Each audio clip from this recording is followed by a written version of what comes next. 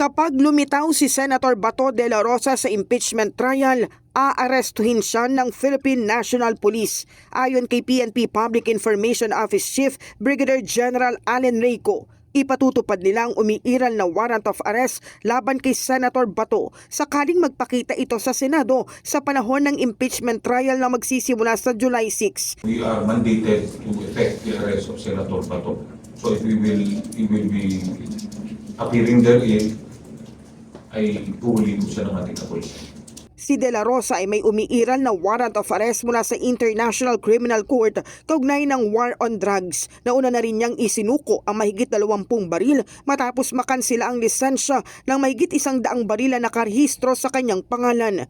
Kasabay nito, tiniyak ng PNP na handa na ang kanilang security preparations para sa impeachment trial. Pinaigting na rin ang intelligence monitoring at threat assessment upang matiyak ang mapayapa at maayos sa pagdaraos ng paglilitis. Magpapakadat din ang PNP ng sapat na bilang ng mga pulis sa paligid ng Senado at patuloy na makikipag-ugnayan sa Senado at iba pang ahensya para sa seguridad ng lahat ng dadalo. Bagamat wala pa silang namomonitor na validated threat, nananatiling naka-heightened monitoring ang kapulisan at handang tumugon sa anumang posibleng banta. We have laid down comprehensive security plan for the impeachment trial. Kompleto po ang ating nailakap na deployment. We will be deploying appropriate number of personnel to ensure the peaceful conduct of the